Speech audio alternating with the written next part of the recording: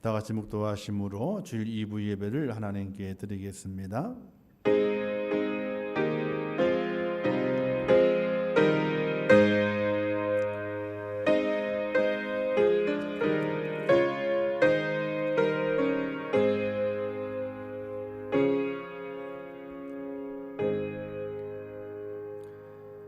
너희 의인들아 여호와를 즐거워하라. 찬송은 정직한 자들이 마땅히 할 바로다. 수금으로 여호와께 감사하고 열줄 비파로 찬송할지어다.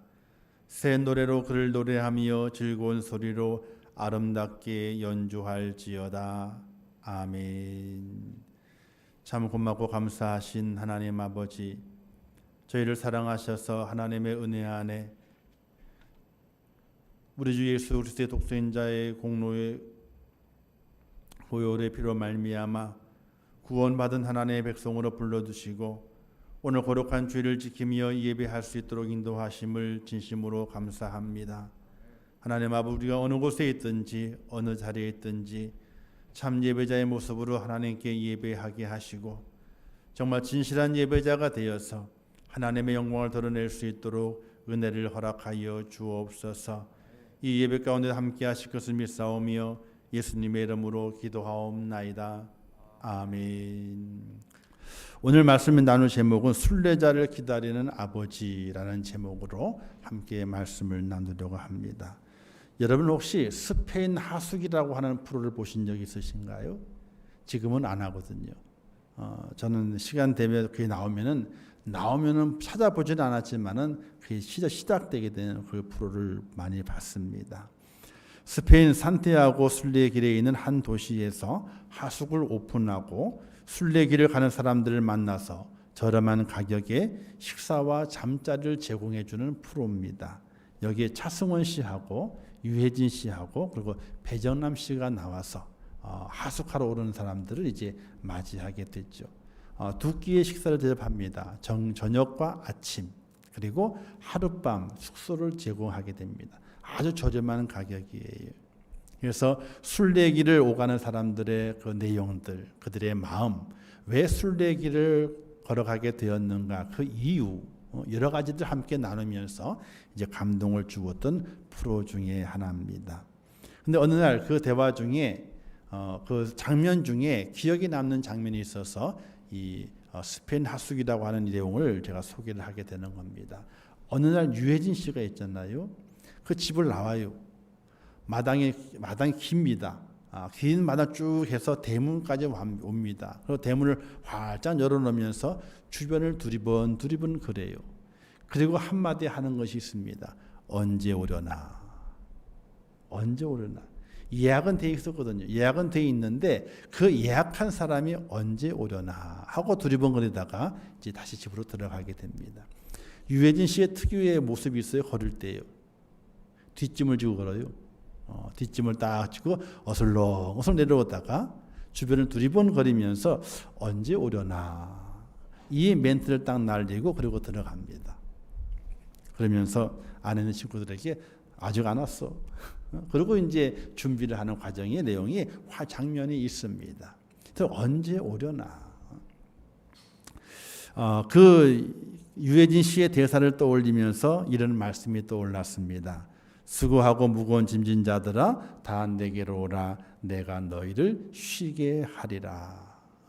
우리 주님께서 이 땅에 있는 모든 인생들을 바라보시면서 수고하고 무거운 짐진 자들아 다 내게로 오라. 내가 너희를 쉬게 하리라. 이 순례자의 길을 걸어갔던 사람들이 이 하숙에 머물 때는요, 일을 하지 않습니다. 소정의 돈을 지불했지만, 아주 작은 돈을 지불했지만은 맛있는 저녁 식사와 그리고 편안한 잠자리, 아침에 일어났을 때에 또 따뜻한 아침 식사를 대접받고 이제 길을 떠나게 되는 것이죠. 하룻밤이고 두 끼의 식사지만은 그 순례자에게는요, 잊을 수 없는 그런 순간이 된 것을 볼 수 있게 됩니다.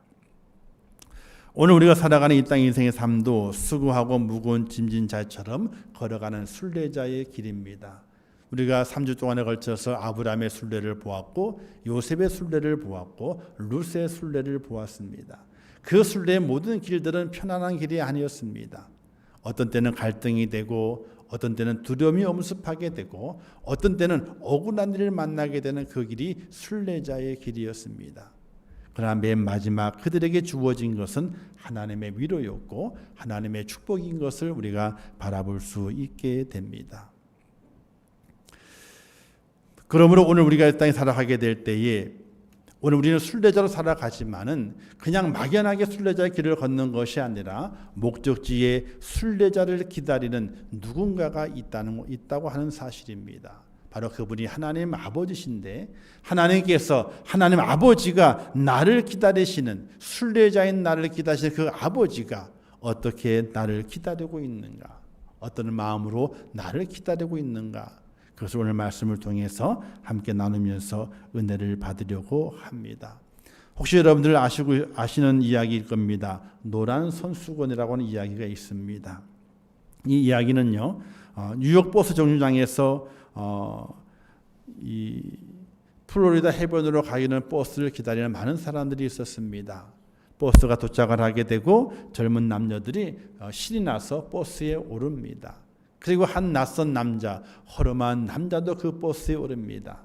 그 남자는 운전석 바로 뒷좌석에 앉아서 이제 그 버스를 타고 가게 되었습니다. 그 버스는 왁작지껄했습니다. 왜? 플로리다 해변으로 놀러 가는 버스였기 때문에 그렇습니다. 그 방향 가는 버스였기 때문에 여행의 기분에 취해 있는 많은 이들이 즐겁게 놀고 이야기하고 웃고 떠드는 그런 모습으로 버스를 타고 갔습니다. 그러나 맨 앞자리에 앉아있는 이 남자는요, 아무 표정이 없이 가고 있었습니다. 한참 지나가다가 버스가 왁작지껄하게 기쁘게 즐겁게 가고 있는데 한 사람만이 묵뚝뚝하게 아무 표정도 없이 말도 하지 않고 그리고 창밖만 응시하면서 가고 있었기 때문에 주목이 됐습니다. 저 사람은 왜 그렇지?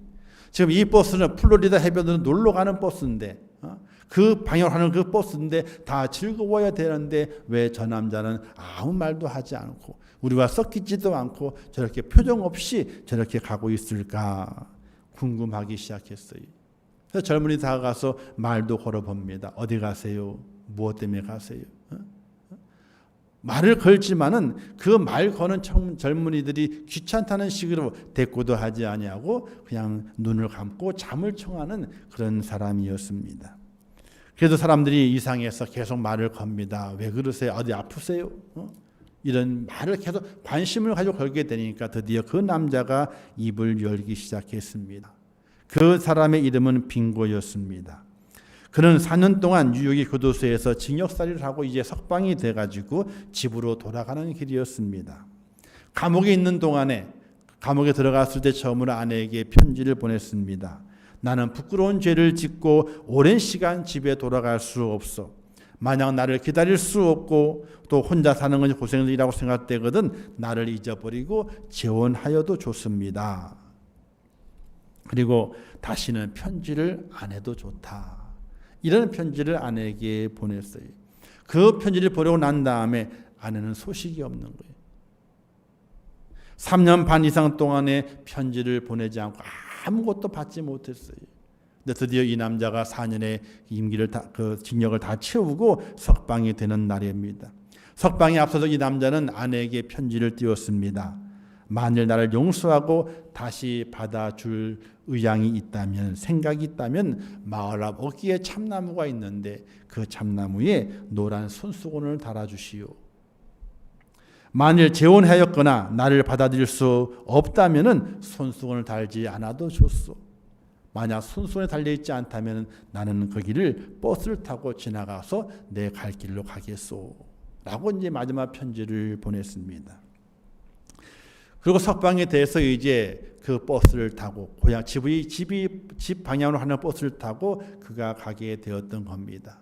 다른 많은 사람들은 버스 탄 사람들 플로리다 해변을 가기 때문에 즐겁게 갔지만은 이 남자는 즐겁지가 않은 거예요.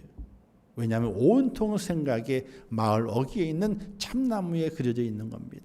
과연 그 참나무에 노란 손수건이 달려 있을 것인가? 아니면 달려있지 않을 것인가? 여기에 집중되어 있기 때문에 즐거운 마음을 가질 수가 없어요. 얼굴을 필 수가 없습니다. 이런 이야기를 이제 자기의 관심을 보였던 사람들에게 이야기하게 되니까 그 이야기가 온 버스의 사람들 다 전해지게 됐어. 그래서 저 사람이 얼굴을 피지 못하고 있었구나, 웃지 못하고 있었구나. 그 마음을 이해하는 모습으로 버스가 이제 가게 됐습니다. 이제 한참 지난 다음에 그 사람이 말했던 자기의 그 집 도시에 가까이 오게 됐습니다. 그러자 웃고 떠드는 사람들도 말을 멈추기 시작했습니다. 그리고 그 사람 이 빙고보다 더 긴장한 모습으로 마음 졸이면서 기다렸습니다. 과연 어떻게 될 것인가? 정말 그 마을 어기는 그 참나무 위에는 노란 손수건에 달려 있을 것인가, 달려 있지 않을 것인가? 여기에 긴장하면서 창가로 몰려갔습니다. 사람들은 그것을 확인하기 위해 창가로 몰려갔지만은 빙고는 얼굴을 들 수가 없는 거예요. 더 긴장이 돼서 그런 얼굴을 창가에서 무릎 쪽으로 얼굴을 푹 숙이면서 안 보려고 했습니다. 드디어 그 버스가 마을을 향해서 삼모통일을 돌게 되었답니다. 삼모통을 돌자마자 마을 그 버스에 있는 사람들이 큰 함성을 지르는 거예요. 승객도 너나 없이 자리를 박차고 일어나서 기뻐하고 소리치고 눈물을 흘리면서 서로 얼싸안고 기뻐했습니다. 마을 어귀에 정말 참나무가 있었는데 그 참나무에는 온통 노란 손수건으로 뒤덮여 있었다고 하는 겁니다.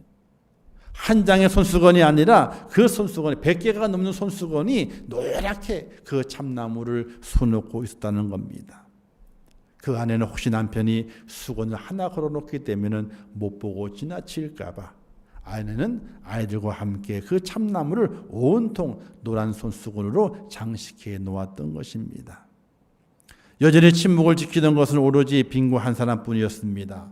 그는 넋을 잃은 사람처럼 멍하니 앉아서 차창 밖에 있는 참나무를 뚫어지게 바라만 보고 있었습니다.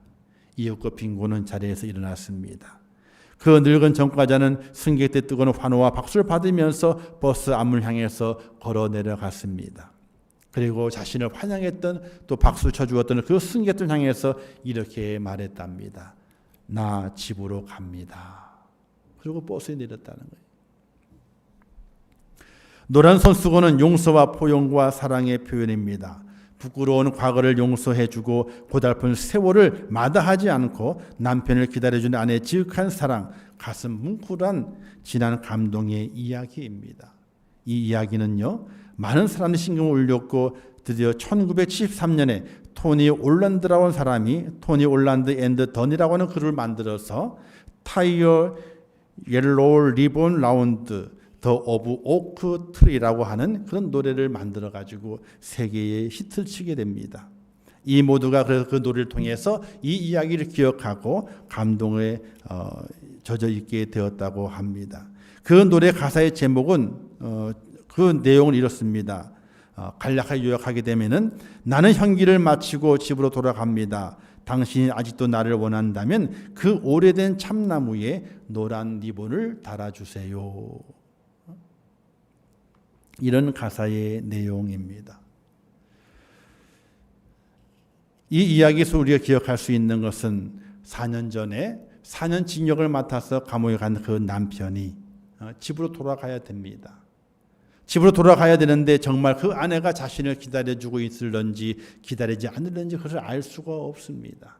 그래서 노란 손수건을 달아달라고 긴장하며 어떤 마음으로 두려운 마음으로 염려 근심의 마음으로 집을 향했던 그 남자의 얼굴이 화가 펴지게 되고 그 아내의 품에 들어가게 됩니다. 아내는 기다렸습니다. 4년의 세월 동안 소식을 주지 않았지만 기다렸습니다. 그리고 노란 손수건을 하나만 단 것이 아니라 100여 개의 노란 손수건을 아이들과 함께 달면서 남편이 집으로 돌아오기를 잊어버리지 말고 꼭 돌아오기를 간절히 기다리는 마음을 가지고 아내가 남편을 기다렸다는 사실입니다.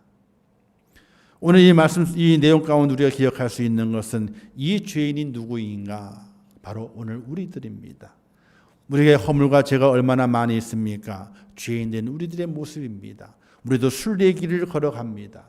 그러나 목적 없이 가는 것이 아니라 하나님께서 나를 기다려 주실 것이다 하는 그런 믿음을 가지고 순례의 길을 걸어가고 있다는 사실입니다. 아무도 나를 기다려 주지 않는다면, 아무도 나를 받아주지 않는다면 그 순례자는 절망이요, 그 순례자의 그 모습은 심판의 모습이 되고 말 것입니다. 그러나 우리들은 누가 기다리고 있느냐? 바로 하나님 아버지께서 우리를 기다리고 있다는 사실을 믿으시기를 주님의 이름으로 축원합니다. 그러 말미암아 우리의 순례의 길은 어렵고 힘들지라도, 고달플지라도, 또 많은 세상 일로 말미암아 염려와 근심이 끊이지 않는 순례의 길이다 할지라도 하나님 아버지께서 확실하게 나를 기다려주고 있다는 사실을 확인하게 될 때에 우리의 순례의 길은 어려운 것이 아니라 즐겁고 기쁨이 있는 순례의 길이 될 수 있다는 사실입니다. 그 증거의 모습으로 하나님 주님께서 오늘 이 이야기를, 탕자의 이야기를 하시고 있습니다. 이 탕자의 비를 통해서 집 나간 아들을 기다리는 아버지의 사랑의 마음을 우리가 살펴볼 수 있게 됩니다. 나를 향한 하나님의 마음이 어떤 하나님이신가? 바로 모든 것을 내어주시는 아버지의 모습을 발견해 볼 수 있게 됩니다. 두 아들 가운데 둘째가 아버지를 요청하게 되죠. 아버지, 내가 받을 재산을 주시오라고 말합니다. 당시 유대 사회에서는 아버지가 죽기 전에 재산을 요구하는 것은 불효 중에 불효라고 생각했습니다. 왜냐하면 그것은 아버지 보고 빨리 죽으라는 소리와 똑같기 때문에 그렇습니다. 그런데 아버지는 둘째 아들의 요구를 들어주게 됐죠. 자신의 살림을 나눕니다. 그래서 아들의 몫을 그 아들에게 주게 됩니다. 이것이 바로 하나님 아버지의 마음이십니다. 자식의 요구가 무리하다 할지라도, 자식의 요구가 잘못됐다 할지라도 그 요구를 들어주는 것이 바로 아버지거든요. 하나님 아버지는 그와 같은 아버지의 모습으로 우리를 기다리고 있다는 사실입니다. 바로 예수님을 이 땅에 보내주심을 통해서 우리의 모든 죄를 위해서 다 버리게 하시고 낮고 천한 유대 땅 베들레헴에 아기 예수를 보내신 하나님 아버지의 그 사랑을 우리가 기억하게 될 때에 나를 위해서 아들을 버리신 아버지의 사랑, 오늘 우리는 성탄절을 준비하고 맞이하면서 우리들 마음속에 나를 위해서 모든 것을 버리신 그 아버지, 자신의 가장 소중한 것을 버리시는 그 아버지, 그 하나님 아버지를 온전히 마음에 새기면서 성탄을 맞이하는 귀한 여러분 되시기를 주님의 이름으로 축원합니다. 이것이 바로 하나님의 사랑이고 아가페적인 사랑입니다. 자기 아들조차 아낌없이 내어주신 하나님 아버지의 놀라운 사랑인데, 그 사랑을 받은 오늘 우리가 지금 예배하고 있고 또 성탄절을 맞이할 준비를 하고 있다는 사실입니다. 두 번째, 아버지는 용서하고 기다리는 아버지인 것을 우리가 바라볼 수 있게 됩니다. 아버지는 자신의 재산을 아들에게 주게 됐죠. 아들은 그 재산을 정리해서 먼 곳 떠나게 됩니다. 아버지의 품을 떠난 그 아들은 호랑방탕하게 생활하게 되죠. 자유를 만끽하게 됩니다. 그러나 가진 것이 다 떨어지게 되니까 친구도 없어지게 됩니다. 자신을 거두어 주는 사람도 없습니다. 결국 돼지치는 종이 됩니다. 하지만 악한 주인을 만나서 먹을 것조차도 제대로 얻어먹지 못합니다. 배가 고파서 돼지가 먹는 쥐염 열매를 먹습니다. 그러나 그것 또한 넉넉하지 않습니다. 쥐염 열매를 먹으면서 아버지의 품을 그리워합니다. 그냥 아버지의 집에 살았더라면 배불리 먹고 편안한 생활을 할 수 있었을 것인데, 그러나 아버지의 집을 떠났기 때문에 내가 이 고생을 하고 있다라는 자책의 마음에 들고 아버지의 집으로 돌아오고 싶은 마음이 굴뚝 같습니다. 그러나 재산을 다 탕진해 버렸거든요. 재산이라도 가지고 있다면, 얼마라도 남아있다면 그것 가지고 아버지 앞에 가서 이것밖에 안 남았어요 아버지라고 용서를 구할 수 있을 것인데 다 탕진해 버렸습니다. 아무것도 가진 것이 없습니다. 빈털터리가 됐습니다. 거짓골입니다. 과연 이 내 모습을 아버지께서 받아줄까? 그런 염려 때문에 용기를 내지 못합니다. 이 아들이 염려하고 있을 때 이 아버지의 마음은 어떠했을까요? 아들이 재산을 가지고 집을 나간 순간부터 아버지의 마음은 온통 아들 생각밖에 없었을 것입니다. 오늘 어디서 무엇을 하고 있을런지 불면의 밤을 지새웠을 겁니다. 아버지는 밤이 새도록 문을 잠그지 않습니다. 불을 끄지 않습니다. 행여나 아들이 찾아왔을 때에 문이 잠겨 있으면 마음이 상하여 돌아갈까 봐 문을 활짝 열어놓고 잠그지 않습니다. 그리고 불도 켜놓습니다. 아들이 왔을 때 집을 제대로 찾아올 수 있도록, 그리고 그 불빛을 보면서 환하게 환영하고 있는 아버지의 그 마음을 조금이나마 비춰주기 위해서 불도 끄지 않았을 것입니다. 아버지는 이제나 저제나 언제 올런지 아들을 대문 밖에서 기다리고 있었습니다. 아버지는 아들이 돌아와서 잘못했다고 용서를 구하면 용서해 주어야지 하고 생각하지 않습니다. 이미 아버지는 아들이 나간 순간부터 용서하고 기다리고 계셨다는 사실입니다. 바로 오늘 읽었던 본문의 20절 한 구절로 그것을 알 수가 있게 되죠. 이에 일어나서 아버지께 돌아가니라. 아직도 거리가 먼데 아버지가 그를 보고 측은히 여겨 달려가 목을 안고 입을 맞추니 라는 한 구절로 아버지의 그 마음을 헤아려 볼 수 있게 됩니다. 아들이 아버지 집으로 돌아올 때에 아버지가 아들을 보고 달려와 안고 입을 맞추게 됩니다. 이것으로 아버지의 마음은 아들이 집을 나간 다음부터 벌써 용서하시고 돌아오기만을 기다렸음을 알게 되는 것입니다. 여러분은 과연 그럴 수 있나요? 그럴 수 없어요. 아버지는 아들이 돌아오기 전에 미리 문 밖에서 기다리고 있었습니다. 그것이 하루 이틀이 아니었을 겁니다. 아들이 아버지를 보기 전에 아버지가 아들을 먼저 봅니다. 그리고 그를 맞이하고 입 맞추고 얼싸안습니다. 우리는 이렇게 할 겁니다. 돈 어쨌니? 가장 먼저 묻는 말이 이걸 겁니다. 너 돈 어쨌냐? 돈을 그렇게 많이 가지고 나갔었는데 이 꼴밖에 안 되었냐? 라고 핀잔이 먼저 나왔을 겁니다. 그러나 오늘 본문의 아버지는 그 말을 하진 않습니다. 아들을 발견하자마자 달려가서 그 아들 얼싸안고 입을 맞춥니다. 그것은 용서를 구하면 용서해 주어야지 하는 그런 마음이 아닙니다. 아들이 집을 나간 다음부터 돌아오기를 기다리고 있었고 돌아오기만 하면은 벌써 용서했다고 하는 그런 아버지의 모습을 우리가 이 말씀을 통해서 발견해 볼 수 있게 됩니다. 바로 오늘 하나님 아버지의 모습인 것입니다. 하나님 아버지께서는 오늘 우리가 인생의 순례길을 걸어가게 될 때에 기다리고 계시는 분이 바로 하나님 아버지입니다. 인생의 순례길에서 지치고 헐벗고 또 고단하고 피곤하고 죄와 허물로 얼룩져 있는 우리들 하나님께서 얼싸 안으시고 입을 맞추시면서 환영해 주시고 환영하기 위해서 기다려 주시는 분이 바로 하나님 아버지라는 사실입니다.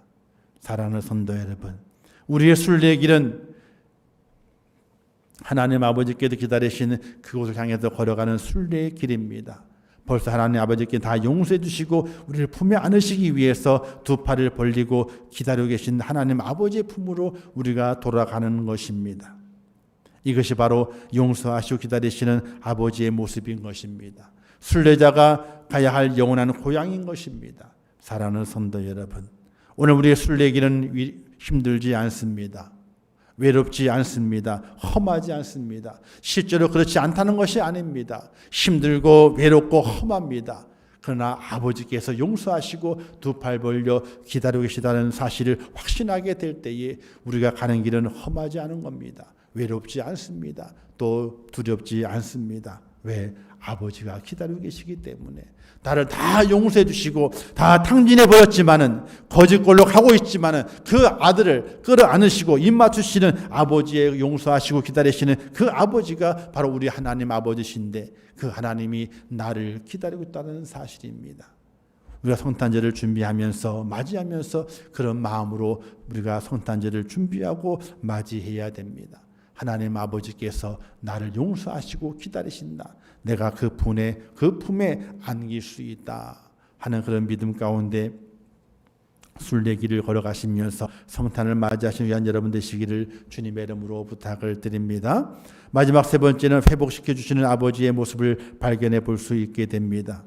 자, 아버지의 품을 떠났습니다. 그러면 아들이 아니거든요. 큰 불효를 저질렀습니다. 아버지 돈 줘. 아버지 재산을 줘. 이거는 불효입니다. 아들이기를 포기한 겁니다. 근데 아버지는 그냥 줬어요. 다 줬어요. 그렇게 가져갔으면 잘 살아야 되잖아요. 그죠? 떵떵으로 잘 살아야 되잖아요. 성공해야 되잖아요. 근데 어떻게 됐습니까? 쫄딱 망했어요. 아무것도 남은 것이 없습니다. 다 탕진해 버렸습니다. 그리고 아버지께로 옵니다. 스스로 아들의 길을 포기한다고 말했습니다. 아버지의 아들로 삼지 마시고 이제 이 집의 종으로 삼아달라고 그렇게 아버지께 온 겁니다. 근데 아버지는요, 그 아들의 이야기를 하나도 듣질 않아요. 또 아들에게 왜 돈을 다 탕진해 버렸냐고, 왜 집당하더니 다 고생하고 다 잃어버려 돌아왔냐고 책망하지도 않고 더 이상 묻지를 않아요. 아들이 돌아오자마자 아버지는 그 아들을 얼싸안고 이렇게 말합니다. 자, 제일 좋은 옷을 입혀라. 또 손에 가락지를 끼워라. 그리고 발에 신을 신겨라. 살진 송아지 잡아서 잔치를 벌이자. 내 아들이 죽었다가 다시 살아왔다. 이렇게 아버지가 말하게 됩니다. 여기에서 손에 가락지를 끼우는 것도 있죠. 관계의 회복을 말하게 됩니다. 결혼하게 되면 결혼만 일으키잖아요. 그렇죠? 그 결혼자를 뽑으면 어떻게 됩니까? 뽑으면요. 그러면 관계가 단절되는 거예요.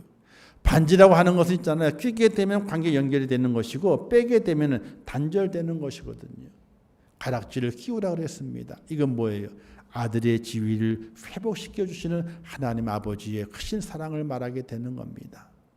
아들은 그랬습니다. 그냥 아버지 집에 종으로 써달라고, 품꾼으로 써달라고 그렇게 왔던 겁니다. 아들의 지위가 회복되는 것을 꿈에도 꾸질 않아요. 생각지도 않고 왔습니다. 그러나 아버지의 마음은 그것이 아니었어요. 내 아들이 죽었다가 살아났다. 그러면서 그 아들에게 가락지를 끼워주고 좋은 옷을 입히고 아들의 지위를 회복시켜 주시는 하나님의 놀라우신 은혜를 바라볼 수 있게 됩니다. 살아계신 아버지 유산을 억지로 받아 가지고 나간 불효자요, 그 유산 전부를 탕진해버려 거지가 된 아들이요, 더 이상 그의 몫이 없습니다. 우리는 그럴 거예요. 그렇게 아들이 돌아오게 되면 먹여는 줄게, 재워는 줄게 불쌍해서. 근데 이제는 너의 몫은 없다. 안 그럴까요? 네 몫은 네가 다 탕진해버렸잖아. 그러니까 불쌍하니까 먹여는 줄게, 그리고 재워는 줄게. 그러나 내 재산에서 너의 몫은 없다라고 말할 겁니다. 안 그럴까요? 거의 그렇더라고요. 다 그렇게 얘기하더라고요. 그러나 오늘 본문의 아버지는 그렇지 않습니다. 아들로 삼아 주입니다. 그리고 그 아들의 몫을 그에게 다 줍니다. 옷을 입히고 또 손에 가락지를 끼워주는 것은 바로 그와 같은 회복을 말하게 됩니다. 아들의 지위를 회복시켜주는 아버지의 모습을 바라볼 수 있게 되는 것입니다. 사랑하는 성도 여러분, 우리가 성탄을 준비하고 성탄을 기다리는 것은 그냥 세상 즐거움처럼 성탄절이니까 기뻐하라 즐거워하라 라고만 하는 건 성탄절이 아니라 인생의 순례길을 걸어가는 우리를 맞이하는 하나님 아버지의 그 마음이 성탄절 그 의미 속에 담겨져 있다는 사실입니다. 하나님이 기다리십니다. 누구를 기다리느냐? 인생의 순례길을 걸어가는 오늘 우리를 기다린다는 겁니다. 인생의 순례길 속에서 고난을 만납니다. 환난을 만납니다. 억울함을 만납니다. 절망을 만납니다. 다 너덜너덜해졌습니다. 가진 것을 다 탕진해 버렸습니다. 아무것도 없습니다. 내세울 것이 없습니다. 그럼에도 불구하고 하나님 아버지께서는 자신의 모든 것을 다 주시고 그의 모든 허물을 다 눈감아 두시고 그의 지위를 다시 온전히 하나님의 아들로 회복시켜 주시는 놀라운 은혜를 준비하시면서 오늘 우리를 맞이하기 위해서 준비하시는 아버지 하나님, 기다리시는 아버지 하나님이라는 사실을 믿으시기를 주님의 이름으로 축원합니다. 그래서 성탄의 의미는 그거예요. 순례자인 내가, 인생의 순례자인 내가 하나님 아버지의 은혜 가운데서 하나님 아버지를 만나러 가는 길이 바로 성탄의 길이라 하는 것을 우리의 마음속에 기억하면서 이 성탄절은 그냥 즐거워 기뻐하는 것이 아니라 다른 의미가 있는 겁니다. 나를 기다리시는 아버지께로 온전히 돌아가는 겁니다. 나를 기다리시는 아버지, 나의 모든 것을 회복시키시는 그 아버지 앞에 돌아가는 것이 바로 이 성탄의 의미가 되는 것입니다. 얼마나 아름답습니까? 얼마나 기쁩니까? 얼마나 감동적입니까? 사랑하는 성도 여러분, 인생의 순례자를 기다리시는 분은 하나님이십니다. 하나님은 자신의 모든 걸 내어주시면서 우리를 기다리십니다. 그리고 끝까지 용서하고 기다리십니다. 그리고 돌아오기만 하면은 과거를 묻지 않고 하나님의 아들, 하나님의 자녀가 되는 그 지위를 회복시켜 주시기 위해서 오늘도 기다리고 있다는 사실입니다. 우리는 누구냐면요, 에덴 동산에서 쫓겨난 아담의 후예거든요. 아담의 후손이잖아요. 우리가 어디로 돌아가야 됩니까? 에덴으로 돌아가는 겁니다. 그 에덴은 누가 있느냐? 하나님이 우리를 기다리고 있는 겁니다. 우리를 돌아오도록 기다리면서 자신의 모든 것을 내어주시고 끝까지 용서하실 것을 마음에 품으시며 우리를 회복시켜 주시기 위해서 준비하고 계시는 그 하나님 아버지께 돌아가는 것이 바로 성탄의 의미가 되는 것입니다. 사랑하는 성도 여러분, 성탄절에 기뻐하고 즐거워하는 것 당연한 겁니다.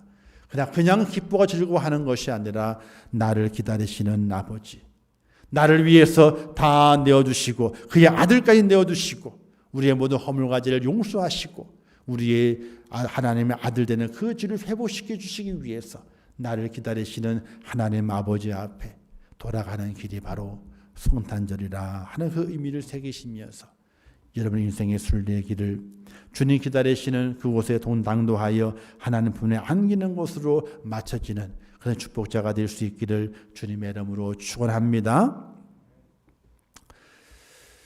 이번 성탄은 좀 더 새롭게 의미를 가져야 될 것 같아요. 그냥 기뻐가 즐거워하는 것이 아니라 초유의 사태잖아요. 성탄절을 어떻게 그죠? 이렇게 지낼 수 있을 것인지 우리가 새로운 의미를 가져야 될 필요 있어요. 우리의 믿음의 모습을 다시 돌아보고 순례길을 걸어가는 우리의 모습을 다시 생각하면서 우리가 아버지께 돌아가야 되는구나. 그 영적 의미를 깊이 깨달으면서 나를 위해서 준비하시고 나를 위해서 기다리시고 나를 위해서 다 모든 걸 버리시고 두 팔 벌려 우리를 맞이할 준비하고 계시는 그 하나님의 품에 안길 수 있는 복된 성탄이 되시고 그런 말미암아 하나님의 은혜 가운데 천국 백성이 되어 영원 안식을 누리는 축복자의 모습으로 승리하는 저와 여러분 될 수 있기를 주님의 이름으로 부탁을 드립니다. 기도하겠습니다. 하나님 아버지 은혜를 감사합니다. 저를 사랑하셔서 오늘 거룩한 주일을 지키게 하시고 예배케 하신 아버지 하나님 은혜를 감사합니다. 죄를 붙들어 주옵소서. 저희와 함께하여 주옵소서. 돌아오는 성탄을 바라봅니다. 인생의 순례자의 길을 걸어가면서 하나님 아버지를 생각하게 하시고 하나님 아버지께서 나를 위하여 모든 것을 내어주셨고 나의 모든 허물과 죄를 용서해 주셨고 그리고 천국 백성 하나님의 아들 지위를 회복시켜 주시는 하나님께서 나를 기다리고 있다는 사실을 기억하면서 인생의 순례자의 모습 가운데 하나님의 품에 안기는 축복자가 될 수 있도록 은혜를 허락하여 주옵소서. 예수님의 이름으로 기도하옵나이다. 아멘. 주님 안에서 기쁨과 감사가 있는 한 주간 되시고 성탄을 준비하는 아름다운 믿음을 가지고 순례의 길을 걸어가 하나님 품에 안길 수 있는 여러분 되시기를 바라겠습니다. 다 같이 일어나셔서 축복송 평안을 내게 부른 다음에 축도함으로 주일 2부 예배를 마치도록 하겠습니다.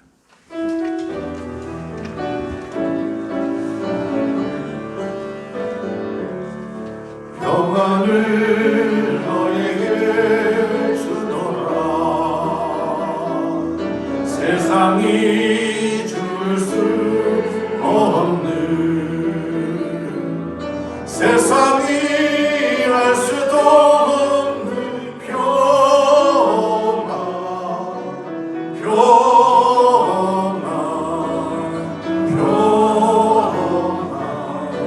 평안을 내게 주노라.